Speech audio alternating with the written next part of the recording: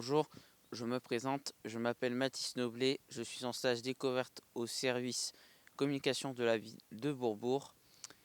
Ma mission et mon projet est de vous présenter l'association Part de Mémoire qui a pour but de récupérer toutes les données de notre charmante petite ville et de ses habitants. Et surtout, l'étonnant, l'extraordinaire, le fabuleux, l'incroyable et le sensationnel, Monsieur Michel Leliette, son président.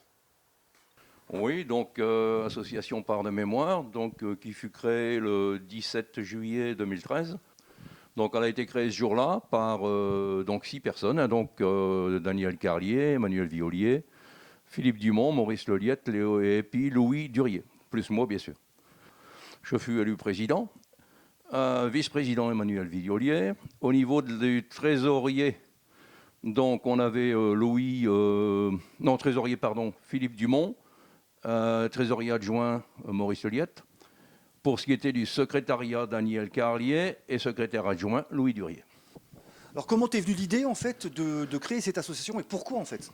L'idée, je ne l'avais pas moi initialement. Moi, j'étais un peu un franc-tireur, j'aime bien ne pas être tenu par rien. Donc je faisais déjà tout ce que je fais encore maintenant, mais à titre individuel, avec le SIAC, avec la ville, avec qui que ce soit. Donc je constituais ma base de données perso. Et de leur côté, donc Philippe, Manu et d'autres avaient déjà des données enregistrées, numérisées de leur côté. On faisait chacun notre petit truc. Et ils se connaissaient très bien les 5. Donc ils se sont dit, un 6e, ce serait bien. Et puis si jamais on peut choper Michel, on va le mettre président. Donc ils m'ont chopé et ils m'ont mis président. Alors ce qui m'a frappé moi quand je suis arrivé ici, c'est en fait il y a plusieurs sujets qui sont toujours abordés. La guerre, l'histoire de Bourbourg. Qui gère quoi en fait? Alors le qui gère quoi? On a pour habitude, dans nos engagements, il est prévu que chaque année nous faisions 2 conférences et 2 expositions, qui sont maintenant devenues 1 à 2 de chaque, du fait de la difficulté assez grande de préparer un dossier. Préparer un dossier, que ce soit une conférence ou un fascicule, ou une exposition, c'est plus dans notre travail. Donc, on a des gens qui sont plus travailleurs sur certains sujets. Donc, je prends l'exemple de la guerre 14-18, qui est donc le premier événement que nous avons mis en place. Pourquoi? Parce que nous avons donc eu notre association, donc le local qui nous fut offert par la ville. Donc ce local nous fut offert par la ville en 2014, même si nous avions créé en 2013. On se réunissait chez moi ou chez Daniel Carlier. Donc quand on a eu ce local, on s'est dit, tiens, il est peut-être moment de marquer le coup au niveau de l'association. Et donc l'inauguration, on a eu la chance, c'est fait, on a eu une réception en mairie pour la création de la première association culturelle de Bourbourg. Et on a voulu rebondir, comme c'était 2014, sur la déclaration de guerre de 1914, en faisant donc chez nous une exposition et un fascicule pour démarrer, je dirais, un peu l'histoire des travaux de notre association. Donc, dans la foulée, je dirais, on a fait, moi, la première, c'était Louis Durier. La deuxième, donc, c'était les brasseries de Bourbourg, donc, que j'ai donc, moi, fait en tant que conférence et fascicule. Et on a continué avec tout ce qui est, donc, là c'était moi. Ensuite, on a fait les marées au canot, c'était Pascal Petit. On a fait le souvenir français, c'était Christian Allard. On a fait l'agriculture, c'était Louis Durier. On a refait l'agriculture 2, c'était Daniel Carlier. On a fait la châtellenie, c'était Madame Douchy. Donc, vous voyez, c'est toutes des personnes différentes qui, par rapport à leur priorité au niveau du travail effectué, s'implique plus, exemple, dans la châtellenie ou dans les marais et canaux ou dans... Voilà, donc exemple, l'année prochaine, on aura la Petite Bruges par Philippe Dumont, exposition. On aura les forgerons et maréchaux-ferrants, pardon, de 1880 à 1980 par moi-même en conférence plus fascicule. Donc c'est toujours avec fascicule. Et Madame Douchy qui revient pour nous faire donc une conférence sur la poule de Bourbourg. Donc moi, Michel, je suis un passionné de la Deuxième Guerre mondiale. Est-ce que quelque chose est prévu pour ça? Oui, donc il est prévu quelque chose, mais il y a déjà eu quelque chose. Donc nous avons fait une exposition sur la guerre 39-45 à Bourbourg. Donc ce fut une grande exposition qui fut installée donc, à la médiathèque de Bourbourg. Cette grande exposition, l'année qui suivit, fut reprise au niveau de l'espace Pierre de Coubertin. Donc on avait pris tout le hall de Coubertin parce que donc, il y avait donc la préparation des villes mémoires par Dunkerque. Donc Dunkerque préparait les villes mémoires avec des grandes villes du conflit, hein, que ce soit des Néo-Zélandais, des Américains. Bon. Donc il y avait un événement majeur et on nous a demandé de nous intégrer dans cet événement majeur avec toutes les villes de la communauté urbaine de Dunkerque. Donc on avait fait cet événement-là. Donc cette exposition a été reproduite à 2 autres moments, pour la libération de Bourbourg, parce qu'il y a eu le début de la guerre, il y a eu la fin de la guerre. Et on va faire donc normalement dans 2025 conférence avec fascicule, donc qui reprendra en partie cette exposition, qui sera complétée par des textes nouveaux ou complémentaires, hein, donc dans un livret qui fera comme les autres en moyenne 60 à 70 pages, et par une conférence au SIAC, hein, donc qui sera programmée comme d'habitude, ou au mois de juin, début juin, ou au moment de la Ducasse, mi-septembre. Bien, donc je tenais aussi absolument à vous présenter donc, cette vitrine donc, qui est dédiée au régiment canadien de Maisonneuve qui libéra Bourbourg le 8 septembre 1944. Donc nous leur devons une fière chandelle. Et de ce fait, donc, nous essayons de garder avec eux, et depuis maintenant 3 ans, des liens très amicaux. Donc nous sommes en relation permanente par mail, quasiment tous les mois, pour donner des nouvelles, renvoyer des documents, discuter d'un sujet ou d'un autre. Donc il y a l'année dernière, ils nous ont offert donc, le régiment, le drapeau de campagne qui se trouve dans l'étagère, là, comme signe d'amitié avec notre association et avec la ville de Bourbourg, bien sûr. Donc, suite à cela, suite encore des discussions, nous avons pu avoir le dernier livre qu'ils ont fait paraître, qui se trouve ici. Donc, et nous attendons, suite à une demande de ma part, une tenue au moment du débarquement, donc de 1944, d'un capitaine de l'armée canadienne, du régiment de Maisonneuve, pardon, hein, donc, qui a débarqué, qui est venu nous libérer. Cette tenue devrait arriver ce vendredi ou lundi prochain, donc ce sera un moment fort. Nous la mettrons bien sûr sur mannequin pour pouvoir la présenter à tous nos concitoyens. Ce qui démontre vraiment donc, le lien très fort qui existe toujours entre Bourbourg et le Maisonneuve. Partager sa mémoire et partager les souvenirs d'une ville, c'est important. Est-ce que vous avez des contacts avec les écoles, les collèges, etc. Je dirais que nous avons peu de contacts. Nous avons quelques contacts, ils sont assez répétitifs. On a le lycée Charles Brasseur, on a l'école Lamartine, on a Sévigné, hein, donc c'est à peu près les 3 qui sont venus nous voir. Quant au reste, on n'a pas trop de visites, même d'autres associations, c'est assez calme. On a des visites un peu spécifiques qui viennent de la mission locale, c'est-à-dire qu'avec M. Liechtenstein, donc on se connaît bien, on s'apprécie, j'apprécie son travail également, et il arrive à faire que ces classes, entre guillemets, passent par chez nous pour connaître un moment d'histoire lié donc à nos expositions, hein, que ce soit 14-18 ou 39-45, ou la diversité que nous avons dans le bâtiment ici. Les adultes comme les enfants sont férus d'histoire ou ça disparaît? Je pense que si on les met devant le sujet, ils sont tout de suite très intéressés. Maintenant, ce qui compte, c'est que quelqu'un les mette devant le sujet, et ça peut être qui? Les enseignants, les parents.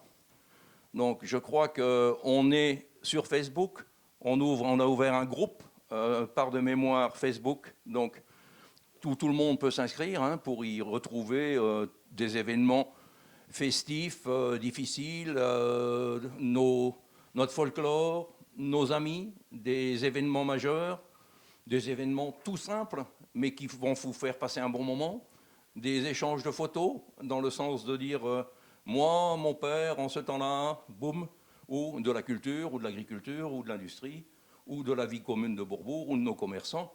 J'en passe, on aborde tous les sujets, il n'y a pas de tabou, aucun tabou dans ce que nous faisons. Vous pensez que l'histoire de son pays, ça doit être une priorité dans l'éducation? Je pense que sans nos racines, on n'est rien. Donc déjà, il faut que les gens, que les enfants, déjà, puissent connaître ce que fut le passé. Pas pour dire, comme disaient de mon temps, non, ça c'est fini, si on dit de mon temps, on n'est pas écouté. Par contre, il faut savoir par l'exemple, exemple ici, cette exposition sur le cheval dans l'agriculture. Ça paraît tout bête, mais on a le cheval, on a le baignon, on a le paysan, on a sa femme, son enfant. On a tous les harnachements possibles et imaginables que nous avons eus de M. Jean-Marie Rommel. Le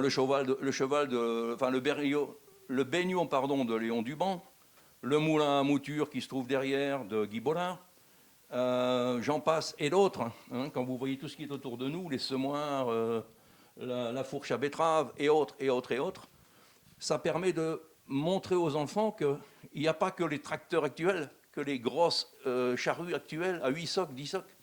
Il y avait le paysan, son cheval, et un double Brabant, comme on a derrière vous, hein, le Brabant à terre lourde ou à terre légère, et que s'il y avait 10 km de labour fait dans la journée, il y avait 10 km pour le cheval et 10 km pour l'homme.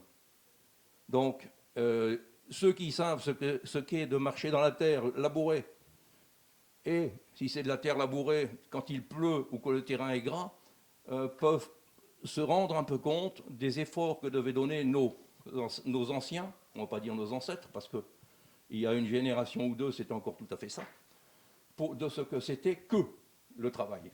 Oui, bonjour, je m'appelle Philippe Dumont, donc. Je suis membre fondateur de Part de Mémoire et j'y tiens la place de trésorier. Alors moi, mon passé de collectionneur, c'est plus de 40 ans de collection, de collecte de documents que j'avais commencé à numériser. Et donc, ma numérisation, je l'ai amenée à Part de Mémoire et on continue de la faire progresser. On est actuellement à peu près 116 000 documents. Donc, quand je dis documents, ça peut être des livres, de la bibliothèque numérique, des photos, des articles de journaux, etc., etc. Donc, je me charge aussi de l'informatique ici, donc de la sécurité. Donc, une base de 116 000 documents, si on la perd demain, c'est trop dur, on ne peut plus la remettre en place. Donc, il y a beaucoup de sécurité à mettre en place avec l'informatique. Et là, je suis aidé par un ami qui est informaticien et qui était en charge aussi de l'informatique aux tréfileries de Bourbourg. Donc notre démarrage, on a hérité de beaucoup de matériel de la tréfilerie, naturellement. Maintenant, on a commencé à s'équiper par nous-mêmes. On a acheté un serveur de données qui est sécurisé. On a acheté des grands écrans de 150 cm avec des casques Wi-Fi pour accueillir nos visiteurs. On a aussi mis en place la télésurveillance de nos locaux. Et là, très récemment, j'ai mis en route un groupe Facebook, Part de Mémoire Bourbourg, où on partage chaque jour des photos du passé, du passé lointain et du passé plus proche. Pour 2021, normalement, moi j'avais préparé une expo qui était Bourbourg, la petite Bruges, qui devait passer en 2020. Donc elle passera en 2021. Donc ça, c'est ma préoccupation première.